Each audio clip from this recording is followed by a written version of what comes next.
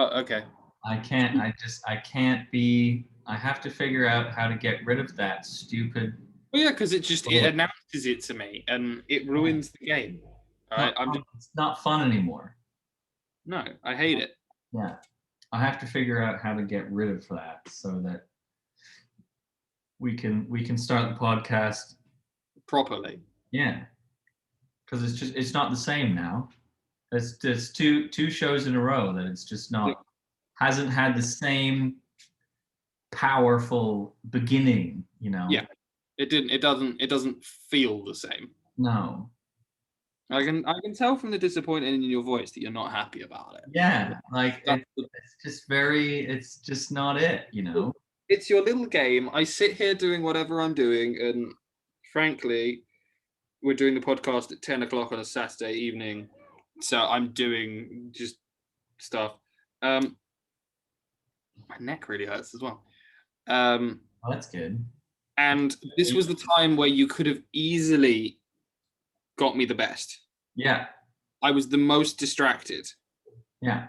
And it didn't work out for you, buddy, because it announces it to me as loud as possible. It also turns around to me and goes, "You can leave this meeting if you want." And I'm like, is that what it says to you when I press record? Yeah, it goes, "Do you want to leave this meeting because it's being recorded?" And I'm like, "No, I'm good. I'm okay with being in this meeting while it's being recorded. Thank you, though." Wouldn't that defeat the purpose of it being recorded? Yeah. It's like, oh, he spontaneously started recording the podcast that we do together every week. Escape!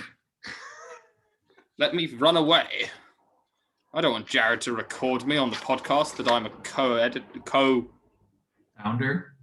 founder of. Thank you for getting the word there. We should get a bubbly sponsor.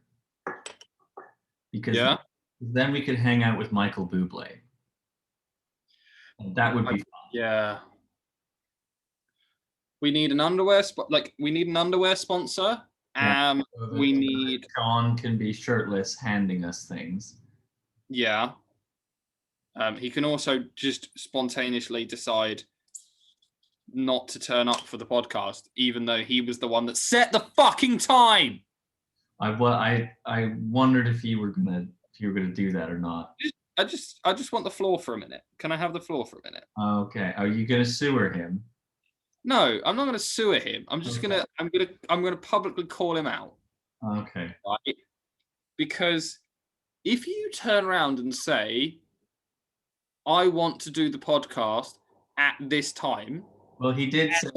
Hold on. He did say, "I'll be home around 5."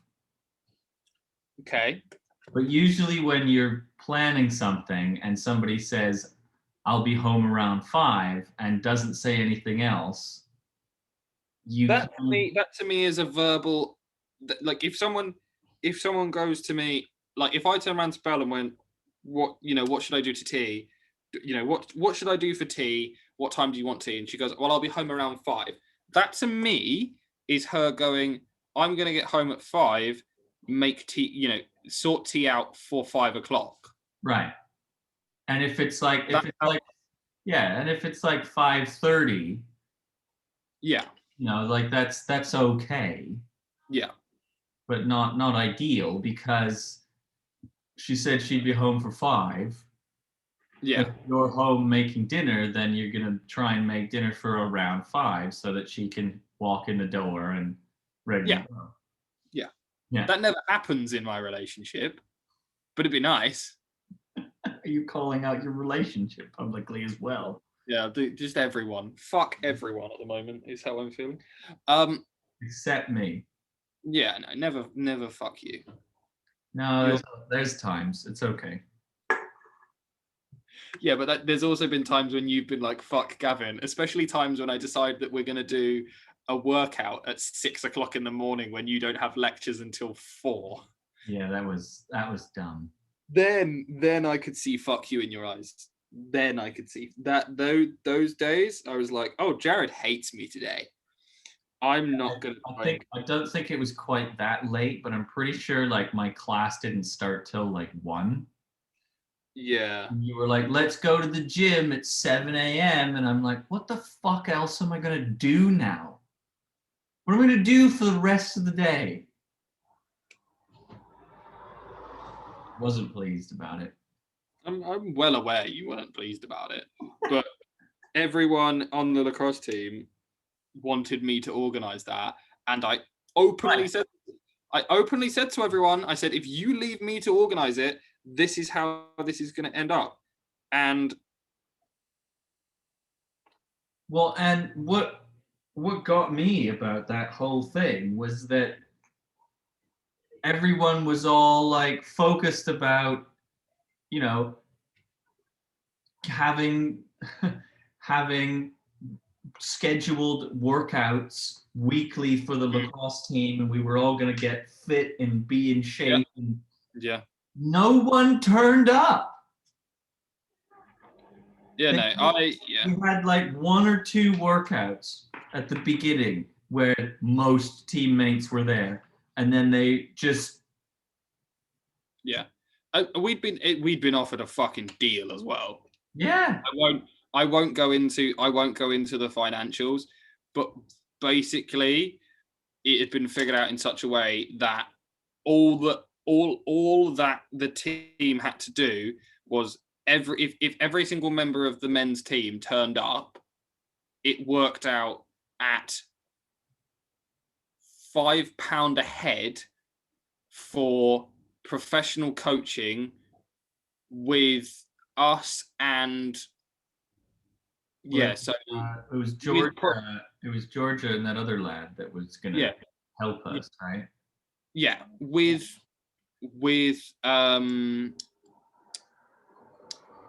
programs as well, and every I don't want to talk about it because it's going to annoy me, because it was a situation that quite annoyed me. Yes, I remember. Especially when people accosted me in the car park, which you were there, at which point I responded in my typical way, where they were like, we need to do something about this, Gav. And I went, I'm not on the fucking committee. You guys told me to go and do it. You guys told me to deal with it. It's your fucking problem. Yeah. And they all gave me blank looks of,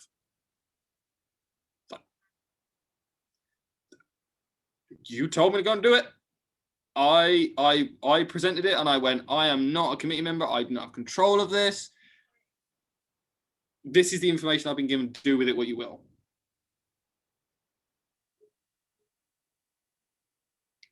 Oh well. Oh well. Do you want to tell the people about what made you sad this week? Are we gonna? I'll only do it if you put like a sad montage over this or something like that. Well, you better send me photos then. Okay, there's photos. I had to give my car away today, and I'm very sad about it. Basically, what transpired was that it worked out with my new job that I'm very happy in, that in the last 2 weeks, I've not driven my car. I parked it up when I came home from, actually 2.5 weeks. I parked it up when I had come home from my last job at Millbrook, where I no longer work, and it had not moved. So I could not justify having my car anymore. And that's because you have a company van now. So yeah. When we say company van, are we talking about like a white delivery van? Okay. So my question to you then is, what if you want to go on a weekend getaway with Belle? Or what if you want to go into London, have a nice date? Right. Well, no one drives. Like, if I'm going into London with Belle for a nice date, I am not taking a car. Yeah, that's fair. That was a poor suggestion. What if you want to go into, what's a nice place? Plymouth. I don't know. Yeah. Well, I can park my van everywhere you would be able to park a car. for one. Yeah, but then the two of you are going to get out of a delivery van in like... Delivery van. It's not like it's a nice van. It's nice. You'd like it. Okay. But it's white. Yeah, but it's like sign written, so it's got like names. It's got a name. It's professional. It's got shit written on it, and you're gonna. Yeah, I work for a company. Yeah, but then now you're gonna drive that around and go out on a nice night out with Belle and advertise your company. Okay, but like what? I don't know. What nice night out am I going to be like? I don't know. The situation you present is so out of what we do because of the whole lockdown thing that I don't really know when I'd be in that situation. Like I've not been in a situation where I've had to drive to get food, or where I've like gone, let's go out. Well, but it's coming, isn't it? Or is yeah, England, that is true. That is true. Is England still rather behind? Who knows? The van comes in useful for a lot of things. Okay,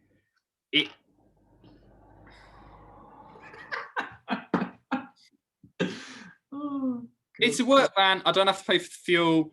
I don't have to worry about it, and it's good because I can drive like a proper fucking white van man when I'm driving it round, and I can be an ass.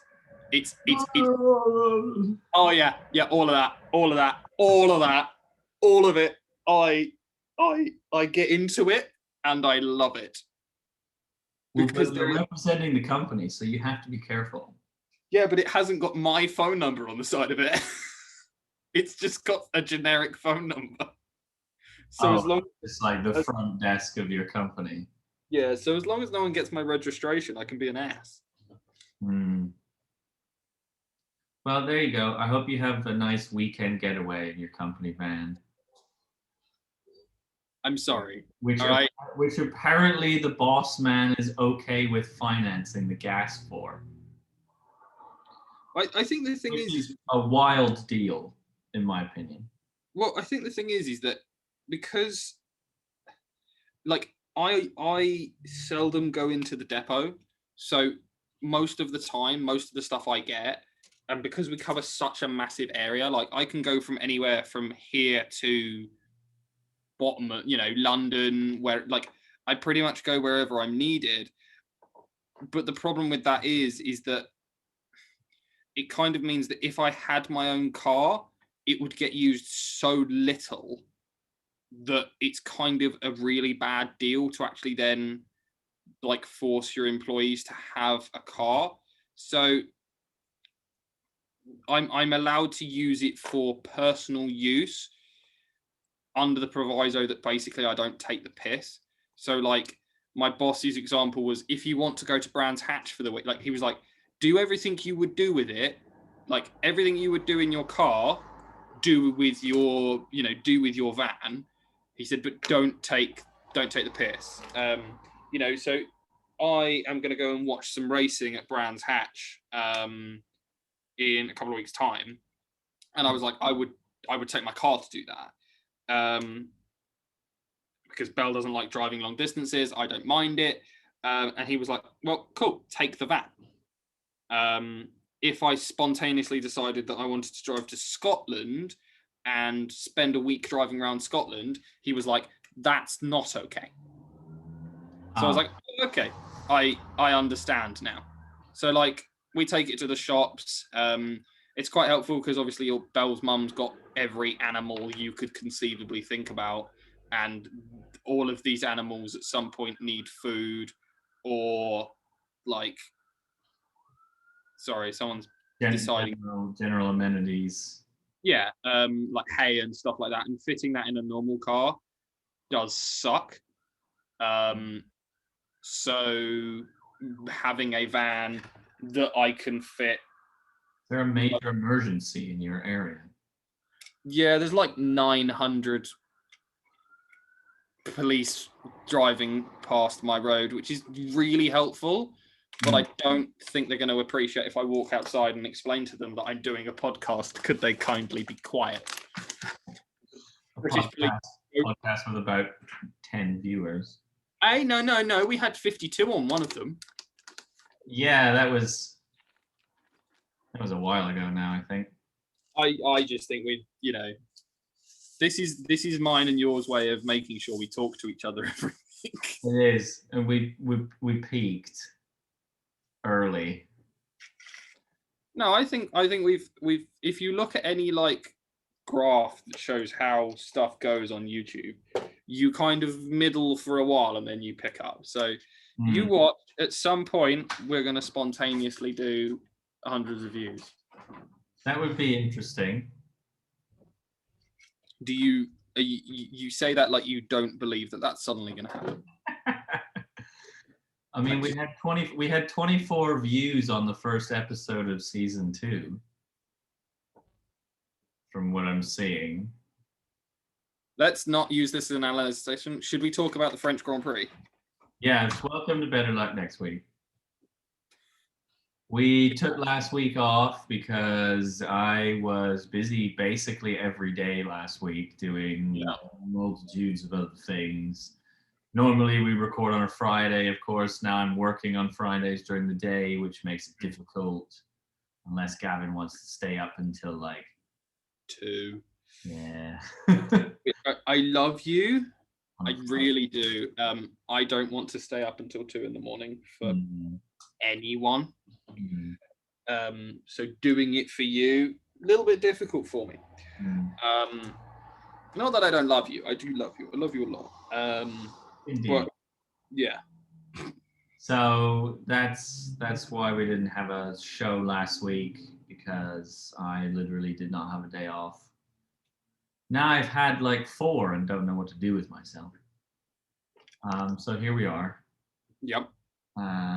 This shit show at 10 o'clock where I'm quite tired. I've almost stuck my fingers together twice doing what I'm doing at the moment. And yeah.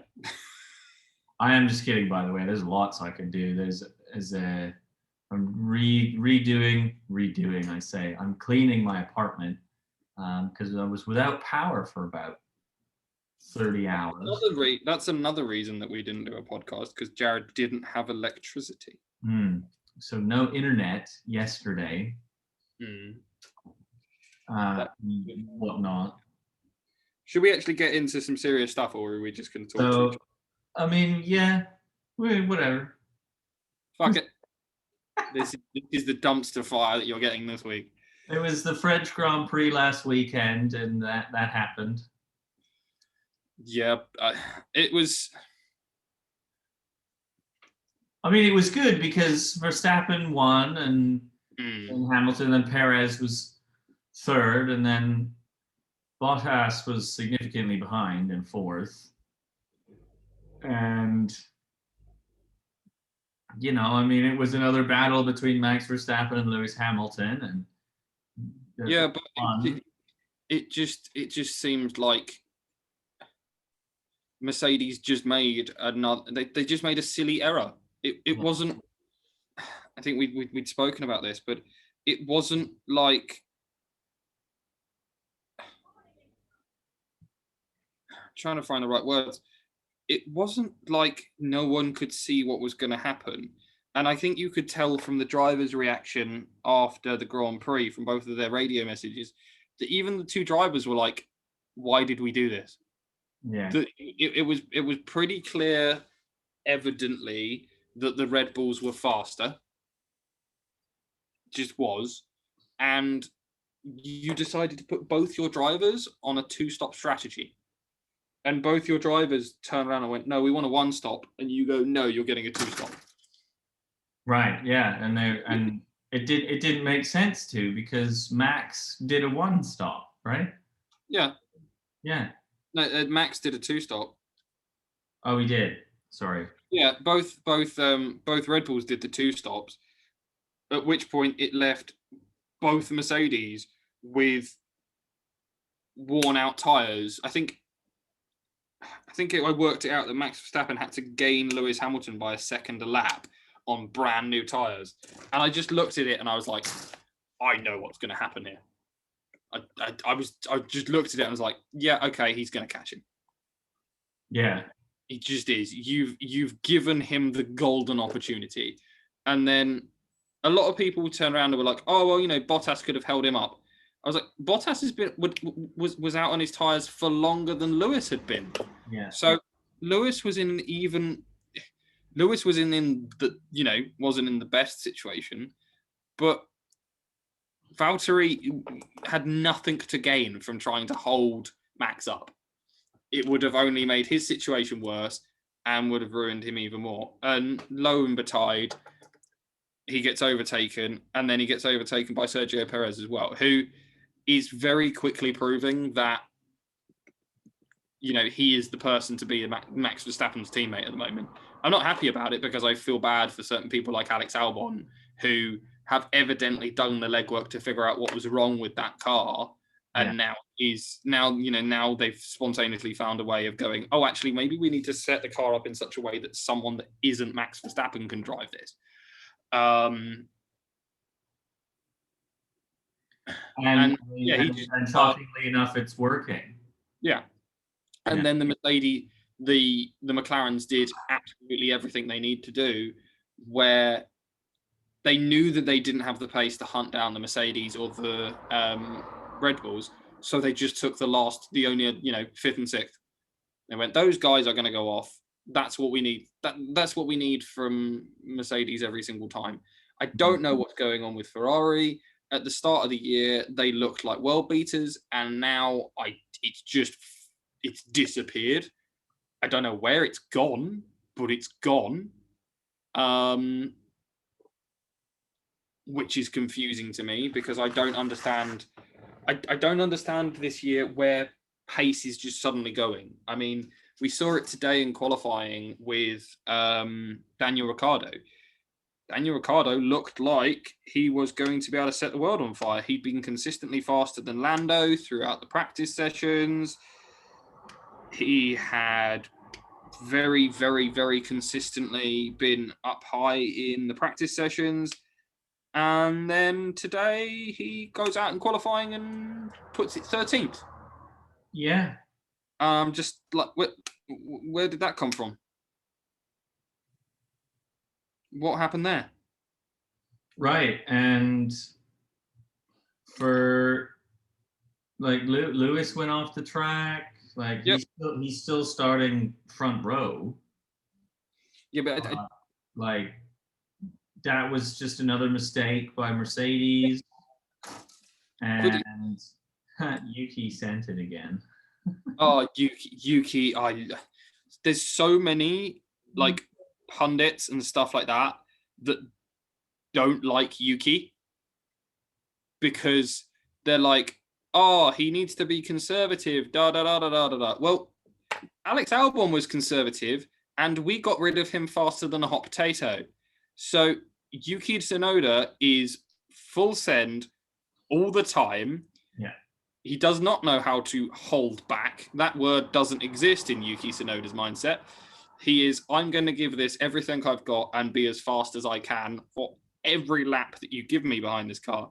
And it is hilarious. I love him. He's like, there's no funnier dynamic than doing anything. It's just unfortunate that he's taken a 3-place grid penalty for getting in the way of Valtteri Bottas's flying lap. But I've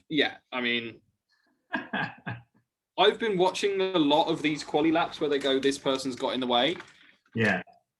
I don't understand what the other drivers are meant to do. Because I watched one today where it was Charles Leclerc Max Verstappen got annoyed at Charles Leclerc. Well, they're going through a right-hand bend, and Charles Leclerc is on the outside on the left, as far away from the apex he can get. And all I hear is Max Verstappen go, oh, Charles blocked me. And you're like, he was miles away. Where do you want him to look? Where can he go that he is now going to be out of your way? The Tsunoda thing. I mean, so Bottas is approaching a turn. I'm not sure what turn it is. Yeah. I guess Sonoda's supposed to get out of the racing line because he was in the racing line. Okay, well, has to break early so that he can get round him. Yeah, okay. I'd love to sit here and argue and say that they'll, but yeah, it's just a bit strange. And then back to the Riccardo thing. I mean, he doesn't even have an answer for what happened. He doesn't even understand. He was saying in he was saying in the interviews, because I wanted to watch the interview because I'm such a McLaren fan. I don't hide that. I want the I'm a McLaren fan. I want McLaren to win, and I was like, what happened? I wanted to know what happened with Daniel Ricciardo so that he suddenly lost all his pace, and he was just like, I don't know. Yeah, it was like fast this morning, and he said then I then got in it, and this afternoon it suddenly wasn't quick, and I was just like, But we do get to see Daniel Ricciardo try and fight through the grid, which is something he's very good at. So at least there's that. You can overtake a bit round this circuit. The one thing I can't understand is why are we doing this circuit twice? Yeah, I mean, they did a circuit twice last year. Yeah, but that was during COVID. We've got a full calendar this year. Yeah. We're just doing the Red Bull Ring twice because we feel like it. We're not doing anywhere else twice. Which, by the way, we've got Turkey back now. Yeah, you told me that during what was the explanation behind that? Because that just came out of nowhere. It was just suddenly, oh, Turkey's back, by the way, and you're like, yeah, I didn't really see much of an explanation. There might be one online, but I mean, it's replacing Singapore now because it's on the calendar where the Singapore Grand Prix would have been. Okay. So I guess, I mean, I don't know, maybe Turkey's, I don't know, border restrictions or COVID cases are looking good and they figure by September it'll be even better. I don't know. I'm skeptical. I mean, I would like to see the Grand Prix in Canada come back, but that's the one that I don't get, because evidently these other countries must be doing worse than Canada. Right. That's just me being an ignorant arsehole.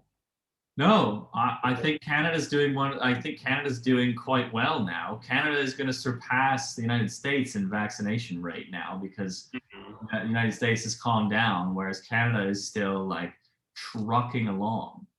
Aggressive, getting as many people through as possible. Yeah. So I don't know. I don't know what's going on. We don't know what's going on with Mercedes. We don't know what's going on with Ricciardo, but we can try and guess who's going to win tomorrow. I mean, I would go with Max because he's on pole. Yeah, but I think that's a poison chalice.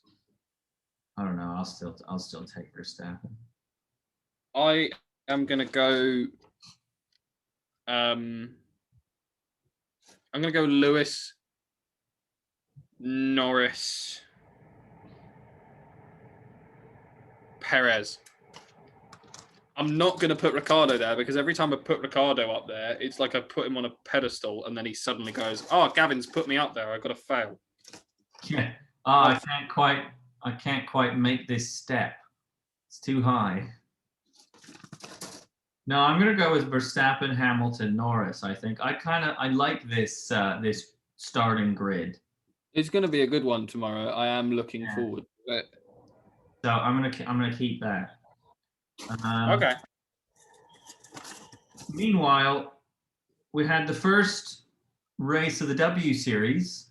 Yes, we did. Earlier today, and Alice Powell won. And I've actually just looked it up because we did discuss where to watch it because I was a little confused as to where to do that. So in the UK, you could have watched on Channel 4. Okay. Which, from what I understand, isn't a massive channel. But they're currently being in talks of being sold because they weren't making anyone enough money. Yeah. But in Canada, I could watch it on TSN, and I saw. I mean, this is the problem: is that all the sports right now are on Sportsnet. I mean, the Blue Jays are playing right now. The baseball's all on Sportsnet. The Raptors are out, so I'm not paying attention to basketball. But there's basketball on both Sportsnet and TSN if you're interested. But then all the hockey's on Sportsnet too. So I've really not been watching TSN very much. So I don't even know if they actually plugged it or not on TSN. I would hope they did, and I would assume that they did because it's a product of theirs. Just as they plugged the F1 races. But Alice Powell won it. So there's, what we shouldn't have to talk about though is where are the highlights? Yeah, I mean, I was just we spent a good 15, 20 minutes before the show trying to find highlights, and they don't even have any like quick snippets of moments in the race, even just the finish, even just Alice crossing the finish line for the first time ever. Yeah, none of that is on even on their Instagram. And like there's a lot of cool, nice graphics, and there's all the post race reaction, and everybody just being very happy and excited, and like tears of joy and everything. But like I want to see how it happened, and I'm disappointed in myself that I missed it and didn't know that it was on TSN earlier today, because I would have made an effort to tune in and try and catch a bit of it at least. Maybe the fact that neither of us watched it is kind of one of the problems. Is that if we didn't know it was on, and I would put both of us as people that are actively trying to find sport to watch most of the time, that I mean, I've not seen it come across. I follow most of the F1 drivers and most of the F1 channels on every version of social media you can find. I haven't seen anything. Yeah, and so like that's not what we should be talking about. We should be talking about the race itself. And I'm trying to like there's a cool. It looks like I've just clicked on their YouTube. And it looks like there's this cool series called Off the Track, which I guess is going to be a bit like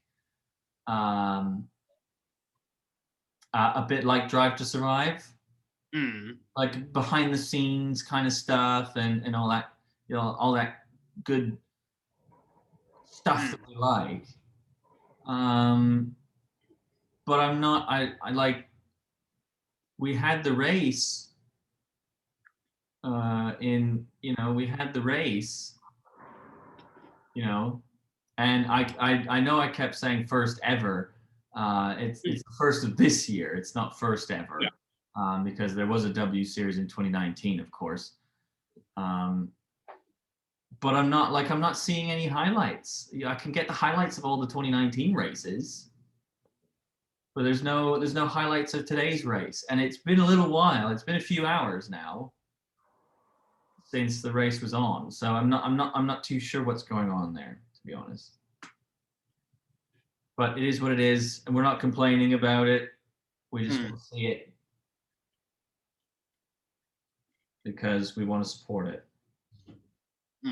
Anyway, congratulations to Alice Powell, getting her and her team right up on the standings to kick things off. Good to see. Very good to see. Sorry, I'm having a biscuit. That's okay. I need to do a little food shop at some point. A couple other things. Canada just got spanked by the United States at the Sledge Hockey World Championships. 5-1 they lost, so they got the silver medal, which is fine. It is what it is. So the United States likes to beat Canada. I mean, everyone likes to beat Canada at hockey because it is considered our sport, and sledge hockey's no different. So, but I mean, the thing I think that's disappointing about this is that Canada was pretty dominant throughout the entire tournament. I mean, they're beating other countries like 8-0, 10-1. Like they're just thrashing other countries, and then they come up against the United States, and they just kind of, I don't know, fall apart, I guess. I don't know why that is, though. I don't know why you can consistently do it against teams that are not to your level, and then as soon as you play a team that should test you, maybe that's the problem. Maybe you just you don't consistently face a high enough level of skill. Right. So, the mistakes that would normally cost you a lot don't cost you at all. And then... Well, then it finally comes back to that, where if you make a mistake, it's going to go in the back of the net. Well, it does, and you're having a hard time recovering from it. I could see that being one of the issues for Canada. It's certainly been the issue for every team that's faced the Montreal Canadiens. And it's going to be Montreal versus Tampa Bay in the Cup final. Tampa Bay Lightning trying to repeat, go back to back in the Stanley Cup, which has not happened in a little while. And what'd you say? I said, I reckon they will. With the fact that they're playing the 18th ranked team. I know, and it just feels there is this aura about the Montreal Canadiens that it's just like, no, we're just going to win everything now, and it doesn't matter. And I mean, Carey Price is saving absolutely everything. Has he just become a sudden world ender? Just now has an ability to stop every pass that comes anywhere near him. And he has had this in the past, but what was concerning was that this year he didn't seem to have that, because he had a really bad first few months of the season, and then he started to turn it around a little bit, and we were like, okay, he's now back to at least league average, maybe getting a little bit better, slightly above league average. And then the playoffs hit, and it's like vintage 2015 Carey Price that's just stopping absolutely everything. Yeah. Like Vegas, I don't know what more Vegas could have done last night as far as offense goes. And I say last night, I mean Thursday night. I don't know what else they could have done as far as offense. Price stopped everything. But then on defense, I mean, the overtime winning goal, okay? So it was very similar to what happened to the Leafs in the game in game 6 overtime against Montreal, where Vegas was just dominating them. All the chances, all the shots, all the time on the attack, all the possession, everything. And then Carey Price makes a couple of ginormous saves, and they turn it around and they score. And that's it. And they move on to the Stanley Cup final.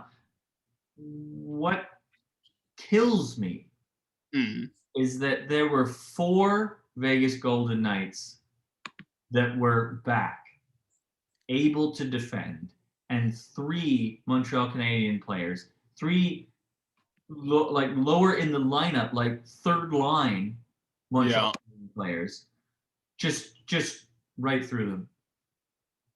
And I don't understand. And you can see, I think it's Nick Holden, one of the Golden Knights. There's zero effort to back check. And he's the 4th guy. There's no effort whatsoever. He just kind of coasts and reaches a little bit, and it just looks like the whole Vegas team was like, these 3 Habs came up the ice and they were like, oh no. And then they started to get past them, and then they were like, oh no. And then they got scored on, and Vegas was again just, oh no. And I'm like, guys, like, put a little effort in it. Like, okay, you're tired, shift, whatever. Your season is on the line here. Yeah, that's one of those ones where you kind of need to have a gut check, guys, and go, this sucks at the moment because we're incredibly fucking tired, but I'm going to skate as much as I can until I fucking pass out. I mean, I had one of those once where the worst part about that for me, the person I feel most sorry for, I don't feel sorry for the guys massively. I'm sorry. If you don't put the effort in, someone skates past you and scores. The person I feel most sorry for is the goalie, because that poor guy has just watched 3 guys put no effort in and then just watched someone ping the back of his net. And the problem is that I know we talk about stats and stuff like that, but a lot of the time, I don't feel, especially in hockey, that like the stats often represent what that guy has had to face. Like, if that guy has now got a score on his record, which is going to affect his overall percentage, which was not his fault, because a goalie going up against 3 guys. I did it once in lacrosse where I said they had a guy who would just shoot. He would sprint in and just ping me. And I said to the guys on the team, I said, you need to stop him because I'm not going to be able to stop every single one. And at one point, they just didn't make the effort. They were just letting him rip shots from 30 yards out. And a few went in. And one of them went in. They were like, oh, why didn't you stop it? And I was like, don't let him take the shot. So, I don't think I'm going to be able to stop every single. So you need to try and make it, just put him at an awkward angle for him. Yeah. But yeah, no, if I was that goalie, I would have just fucking sat back, watched the guy skate in and just given him an open net and just go, this is on you. Yeah. This isn't on me. If he comes past and he somehow gets past, a few, he lets a shot off and I let it in, it's my fault. I'll take that on the chin. It's my fault. But if you let him skate at me unopposed and then he rips a shot past me, this is your fault. Yeah. You guys should have done better. So what I will say about stats is they can tell you who is playing better, which therefore should indicate who is either more likely to win or is supposed to win or whatever. And I absolutely agree. Again, that's why you play the game, because especially in hockey where you're playing with a vulcanized rubber disc. Yeah. Anything can happen, because this bounces in the strangest ways. Well, even more strange than a football. Mm-hmm. So it can go, anything can happen. But I have the stats. I have some of the more in-depth stats from the Vegas-Montreal series up right now. Mm-hmm. And for the most part, Vegas was the better team. Vegas outscored Montreal in this series. 13 goals for, 11 goals against. So Vegas had 2 more goals in this series than Montreal, and yet Montreal won. Now, you can talk about expected goals for and expected goals against. Expected goals for, again, was in favor of Vegas. Expected goals percentage in favor of Vegas. Like, there's so many scoring chances, 139 to 111.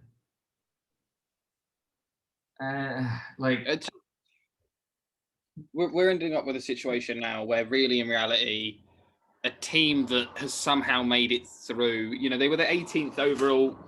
I'm sure it's making a great underdog story, but Tampa they've got it all to lose, and we can say all the sports aficionado stuff and all that kind of stuff. But really, in reality, the good money and most people's money should be on Tampa. I'm sure if you're a Montreal fan, you're really excited at the moment, but the best ranked team is now facing the 18th ranked team. Well, yeah, one of the top 5 teams for sure, because Vegas was second overall in the league. And Vegas had just knocked out the first overall team, the Colorado Avalanche. Yeah. And this is the problem, is that, it's an if, because it didn't happen, but if the New York Islanders had somehow got past the Tampa Bay Lightning, there would be one official star in the NHL in the Stanley Cup final. And that would be Carey Price. Anyone else you want to name on those two teams, the Islanders and the Habs? They're not stars. Some of them have the potential to be stars, guys like Matt Barzal, Nick Suzuki, Cole Caulfield. They have the potential to be stars, but they're not yet. Yeah. They don't have a big boy contract. They're, and I mean, Matt Barzal kind of does, but he got screwed because his general manager is Lou Lamoriello, who never pays anyone ever. Which I don't understand. So it was like, well, you can take the money that I'm offering you, or not play this season because we're not trading you. So don't really understand how that works, but yeah, okay. I mean, that's the whole restricted free agent kind of thing, where like the team that drafted you owns your rights, and the only way you can get out of that is you become an unrestricted free agent, which means you have to be older or you get traded. That sounds great for contract negotiations. Yeah, so you really have to have performed to really ask for something. So anyways, that's a whole other issue, but I'm very glad that Tampa Bay is in the Cup final, because you now have the best defenseman as voted on by the players, the best goalie as voted on by the players, at least two of the top players in the league in Steven Stamkos and Nikita Kucherov in the Stanley Cup final. So like there are stars here that they can market, but I'm worried to see what's going to happen next year with some of these teams like the Toronto Maple Leafs, who have a bunch of big time contracts locked up in fast, skilled players, and they don't have the money for big, brooding defensemen, which we have seen on the Final Four teams. Now Tampa Bay has been able to figure it out where they have talented, big, brooding players like Victor Hedman, but at the same time, that's still where we are. I mean, Montreal's defensive core is just massive men who just throw you around. Yeah, which isn't. I think that's not going to be great for the sport long term. I don't think those teams stand the test of time, because big guys ramming themselves into other big guys over a period of time just leads you with injuries. Yeah. So and this is what concerns me as well going forward, is that, I mean, I've heard some other analysts talk about how, the Montreal Canadiens are for real. Obviously, this coaching staff and the general manager knows what they're doing. And you know what? I'll give it to the general manager. Mark Bergevin has made some moves that at the time everybody kind of went, huh? Yeah. Thought he was a dumb. Most of them have worked out very well. So I will give him that. To say that Dominic Ducharme, a first-year coach in the NHL, who, by the way, has COVID and hasn't coached on the bench the last 3 games, and won't be there for the beginning of the Stanley Cup final because he has COVID, knows what he's doing, and that that this coaching staff knows what they're doing. You can look at the regular season, this one, and then what will happen next regular season. That, to me, is a better indication if those guys know what they're doing or not. Yeah, okay, they'll throw out your top 4, your 2 top pairing defensemen for 40 minutes a night. Okay, great. How does that prove that you know what you're doing? You're literally just having the third pair play 7 minutes. Okay, great. Like that doesn't show me that you know what you're doing. You just have zero confidence in your third pair, so you're not playing them at all. So that now you're making the top 4 guys even more tired, which in theory would lead them to be more susceptible to injury and not play as well, which has not happened somehow. Yeah. But I don't know. This is, to me, the Montreal Canadiens are a team who have significantly capitalized on the best playoffs from their goaltender we've seen in years. Yeah, he's playing incredibly well. Probably the best playoffs we've seen from a goaltender in this century, perhaps.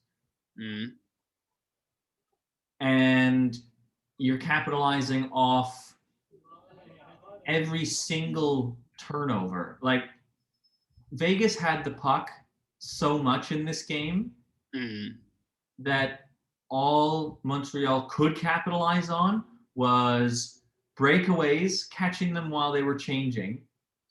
Yeah. And then odd man rushes. That's literally how they've scored all their goals. You know, maybe throw in the odd power play goal as well. But so many of their goals have been, let's capitalize on this weak, on this small weakness, right? Guys are changing. Let's quick pass up the ice, breakaway goal, right? Yeah. Like they're not setting up a whole lot of plays. Like I don't know, you get the odd one in there. I'm not saying that they're a totally incompetent team, but they're just firing on all cylinders. As in, they're able to take advantage of the minute amount of opportunities that they're given. Like they've been outscored in every series except, they've been outscored by the Leafs and Vegas. Winnipeg obviously did not outscore them. Okay. But here they are in the final. So good luck to them. I would love to see Carey Price get a Stanley Cup. The problem is that Montreal Canadiens fans are going to be absolutely insufferable about it. They've already had riots just by the fact that they won on Thursday night. The streets of Montreal were absolutely trashed, and people were overturning cars and everything like that. And there's a group of people that just wrecked a city police car. Why? Okay. You know, like, what are you doing? I'm lost. Yeah. What I don't understand is that we seem to expect better of each Canadian fan base, but every time a Canadian team has got far, it's always been pandemonium in that city. The Vancouver Canucks lost the Stanley Cup in 2011 to the Boston Bruins Riots. In 2011, they rioted. Again, like building, like storefronts smashed in, cars overturned, the whole nine. Edmonton was not great when they lost the Stanley Cup to Carolina in 2003 or 4. That wasn't it, right? Or was that 2005? I don't. Back then, Edmonton. We'll have to end soon here because I'm starting to almost fall asleep.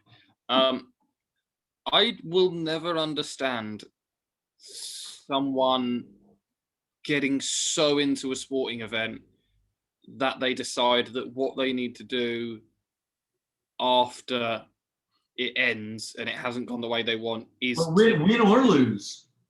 Win or lose. Yeah, but I love Formula One. I love racing. I mean, when Ginetta raced at Le Mans, I had it on for 16 hours. of the day because I loved that team. I'd worked for that team. I'd raced with that team. I'd drunk with the people that were there were friends of mine, and I know how hard they worked. And when they didn't finish, I didn't spontaneously decide to go out into the street and start destroying things. I was a little upset, and I got on with my life. Yeah. So I don't understand the mindset of a person that goes, my sports team lost. Let me destroy other people's property. Or my sports team won. Let me destroy other people's property. And that's exactly what happened on Thursday night in Montreal. Who knows? Right.